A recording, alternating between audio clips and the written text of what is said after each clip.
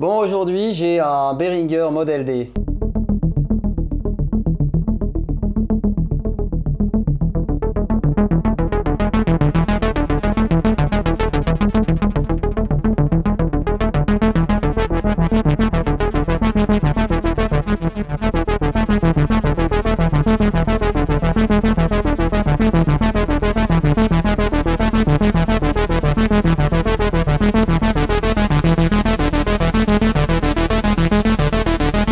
Bah Behringer, ils font des synthés maintenant. Bah ça leur a pris comme une envie. C'est Uli, le patron de Behringer. A priori c'est un fan de synthé, alors il a décidé de faire tout un tas de synthés. Alors pourquoi Model D? Parce que bah, c'est la réplique du très célèbre Minimoog Model D. Bah oui, donc il l'a appelé Model D. Ouais. Le Behringer Model D, c'est un synthétiseur monophonique à 3 oscillateurs. Il a la particularité de reprendre un pour un l'ensemble des contrôles du célèbre monophonique de Moog, avec l'ambition évidemment de reproduire son son pour à peine 1/10 du prix. On va donc retrouver les 3 oscillos, des VCO, avec plein de formes d'ondes classiques, un mixeur pour mélanger les 3 oscillateurs, il inclut un générateur de bruit blanc et de bruit rose, une boucle overload pour faire saturer sa mère, un filtre ladder, une enveloppe de filtre, une enveloppe d'amplification et une section modulation qui, comme pour l'original, vous donnera probablement des maux de tête. Mais Behringer ne s'est pas arrêté à la simple reproduction de son ancêtre très cher. On retrouvera par exemple des entrées-sorties MIDI, un port USB, et aussi des entrées-sorties CV Gate pour interagir avec son système modulaire. On trouvera aussi une entrée audio externe que vous pourrez donc traiter avec le filtre. On y trouve aussi une petite modification du filtre puisque celui-ci peut être basculé en mode passe-haut via un tout nouveau sélecteur qui n'était pas présent dans la version d'origine.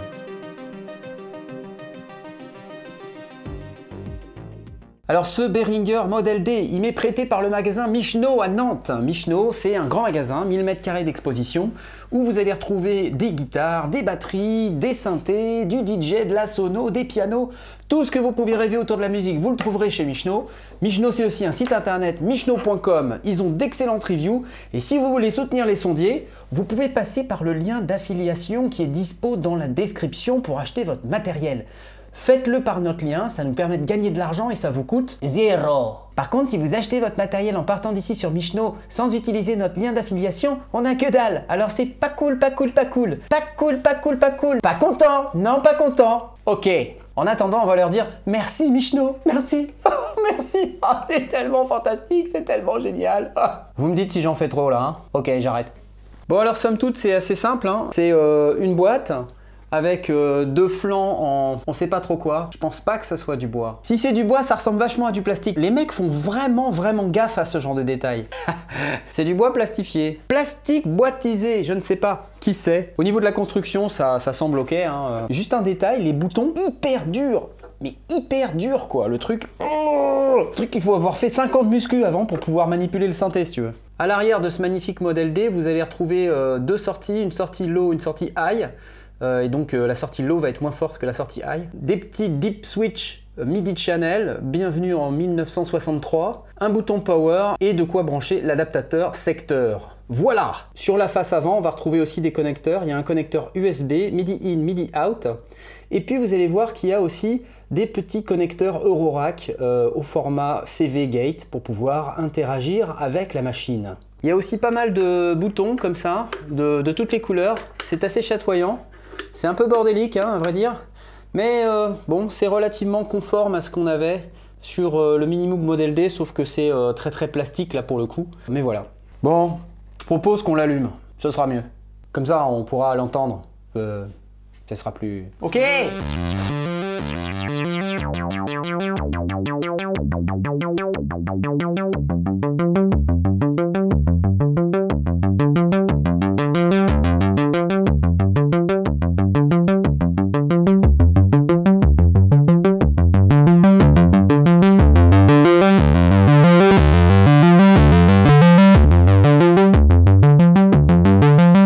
En termes d'architecture, c'est relativement simple. Vous allez retrouver une zone oscillateur ici avec 3 oscillateurs identiques, une zone mixeur dans laquelle on va pouvoir mixer les volumes des différents oscillateurs, plein de petits interrupteurs pour faire tout un tas de trucs, comme allumer les oscillos, allumer l'overload, allumer le noise, paramétrer le bruit pour qu'il soit blanc ou rose. En haut à droite, vous allez retrouver le filtre avec la fréquence de coupure, la résonance qui s'appelle emphasis comme sur les Moog, et aussi ce qu'on appelle le contour, c'est-à-dire la quantité d'enveloppe qu'on va pouvoir mettre sur la fréquence de coupure. Cette enveloppe est assignée par défaut à la fréquence de coupure du filtre, et en bas vous allez retrouver le loudness, c'est-à-dire l'enveloppe d'amplification dans le vocabulaire Moog.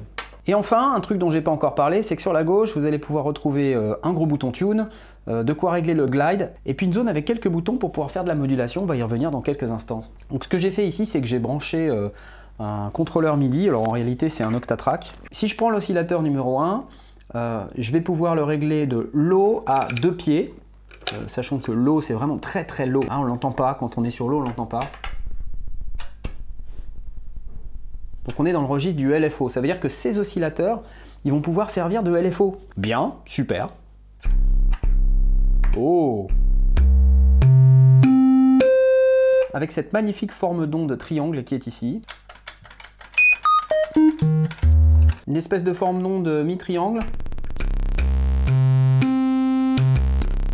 Dents de scie. Oh! Oh la vache, ça envoie ça! Oh là là, oui! Oh, j'adore ça. Oh, c'est bon. Un carré. Oh. Oh.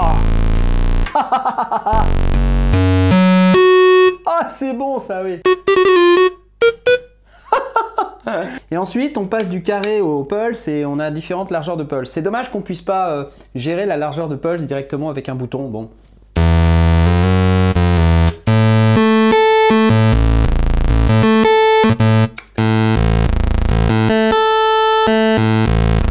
Pas mal, pas mal. Alors imaginez qu'on a 3 fois cet oscillateur-là et que les 2 oscillateurs suivants ont un réglage d'accordage. Donc ça va nous permettre, si on va dans la zone mixeur ici et qu'on allume l'oscillateur numéro 2, ça va nous permettre de dire je veux de l'oscillateur numéro 2. Oh! C'est pas mal, non?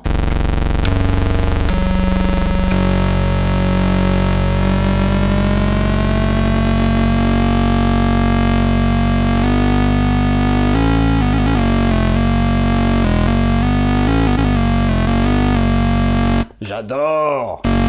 Ok, la même chose avec l'oscillateur 3, donc on va pouvoir mixer comme ça, comme sur tous les synthés à plusieurs oscillateurs, on va pouvoir mixer les différents types d'oscillateurs entre eux et les différentes longueurs de forme d'onde.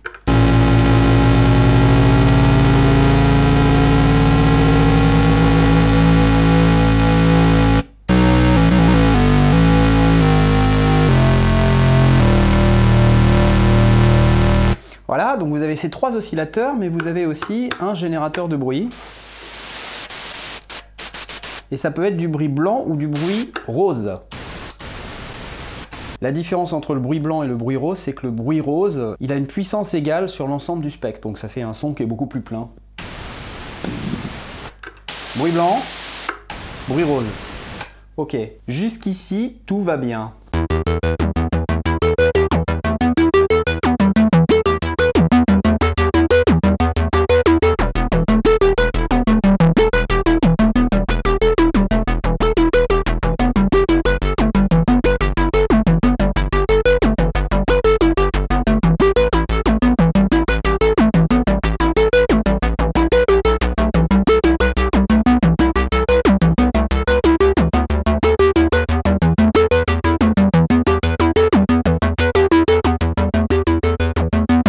Parlons un tout petit peu filtre. Si je prends cette magnifique forme d'onde dents de scie et que j'essaie de la filtrer dans ce filtre qui est ici,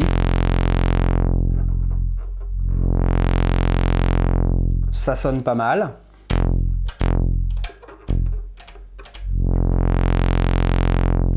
Je peux mettre de la résonance, alors résonance à moitié, résonance à fond.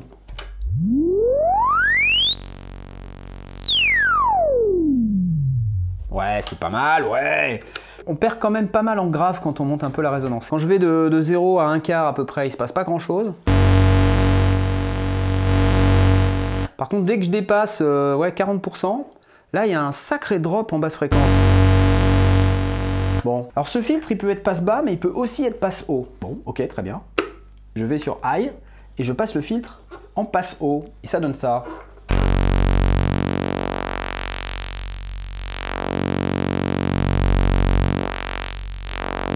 Ah, super cool. Après, je monte la résonance, mais je trouve que... Il se passe un truc bizarre, c'est que quand je monte la résonance, je récupère des basses fréquences. Vous voyez, si j'ai pas de résonance, les basses fréquences s'en vont à mesure que je monte la fréquence de coupure. Par contre, si je monte la résonance, je la mets à moitié. Et si je monte la fréquence maintenant, je garde des basses fréquences. Eh, Ouli, c'est quoi ce délire là? Ça filtre que dalle. Bon, c'est un peu dommage. Bon, on a aussi des enveloppes.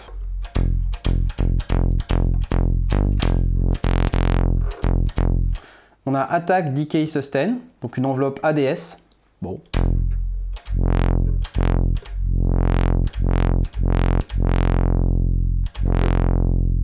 Les deux boutons blancs qui sont là, ils vont vous permettre de faire du decay sur à la fois l'enveloppe de filtre et l'enveloppe d'amplification. Parce que comme vous avez pu voir, il n'y a pas de bouton release. Alors ils appellent ça decay, mais en fait c'est release. Et quand on va donc activer les deux boutons filter decay et loud decay, on va transformer le bouton decay en bouton release. Pourquoi ils n'ont pas appelé ça filter release et loud release? Hein, les gars? Bon.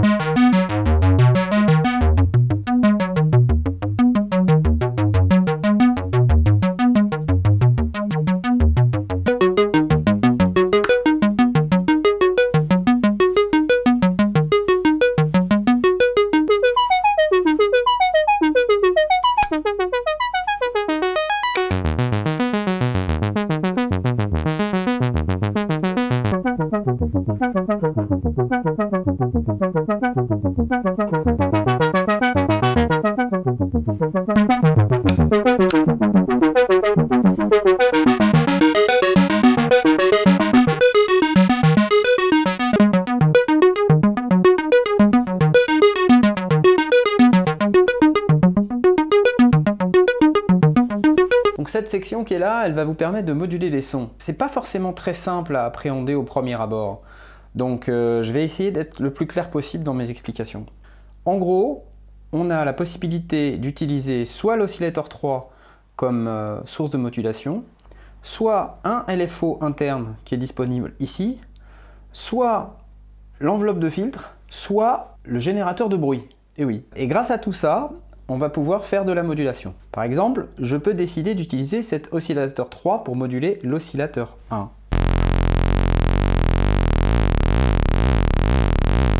Ok?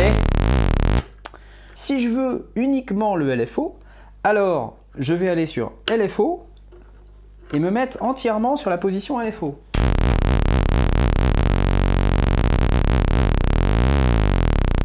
Ok? Et donc là, je peux toucher ce que je veux au niveau de l'oscillateur 3, il ne se passera rien.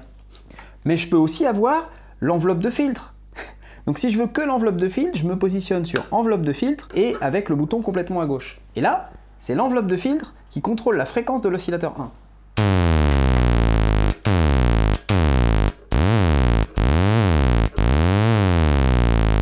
Et ces deux sources de modulation, ça va pouvoir être soit oscillateur 3 plus noise ou oscillateur 3 plus LFO, ou enveloppe de fil plus noise, enveloppe de fil plus LFO. Alors ce qui est assez intelligent dans ce dispositif, une fois qu'on a compris, c'est qu'on va pouvoir faire des mix entre la source de modulation numéro 1 et la source de modulation numéro 2.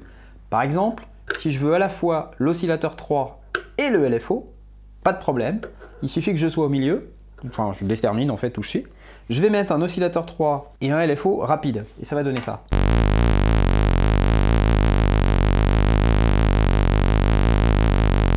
Là où ça devient encore plus intéressant, c'est que Monsieur Behringer, il nous a livré ces deux petits câbles et aussi tout un tas de petits trous ici au format Eurorack. Et oui, parce que cette machine, elle est aussi compatible Eurorack, elle va pouvoir interagir avec votre système modulaire, mais avant même d'interagir avec un système modulaire, elle va pouvoir interagir avec elle-même, puisque on va pouvoir utiliser le LFO pour aller, par exemple, moduler la fréquence de coupure du filtre en faisant ça. Truc rigolo, c'est que ça continue de moduler le reste des destinations aussi, quoi.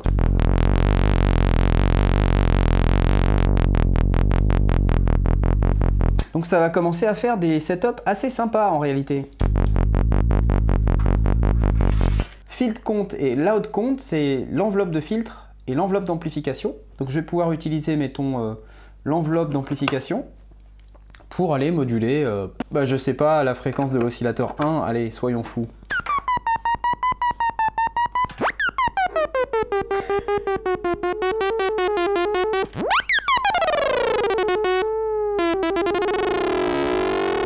Est-ce que quelqu'un peut m'expliquer à quoi sert ce son, s'il vous plaît?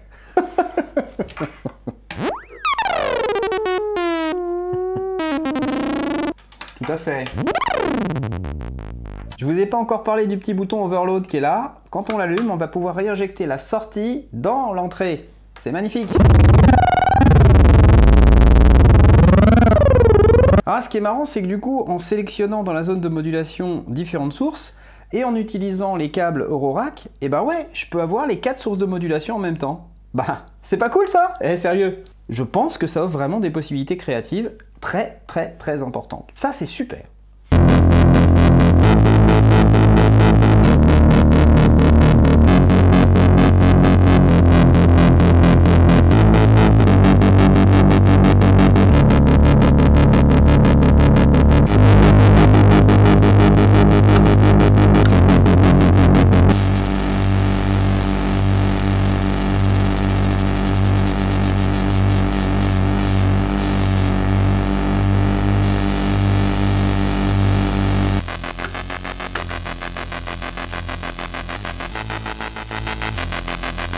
Bon, bah il est pas mal ce petit Behringer Model D. Rendons à César ce qui appartient à César. Uli Behringer a fait un bon boulot.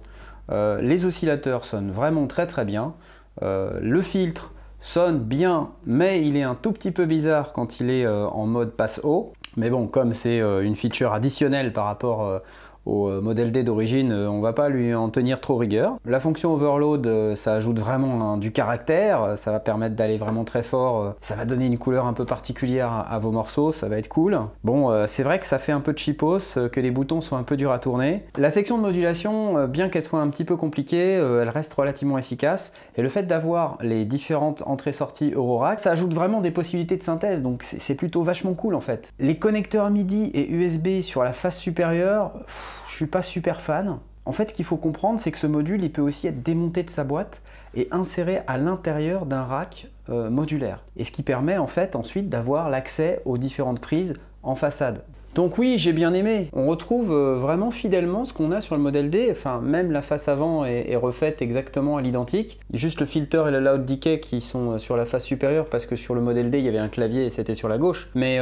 sinon, tout le reste est là. Donc c'est vraiment fidèle. Donc là, on retrouve vraiment ce qu'il y avait sur l'original. Alors malheureusement, j'ai pas de Minimoog Model D pour pouvoir comparer par rapport à ce Behringer Model D.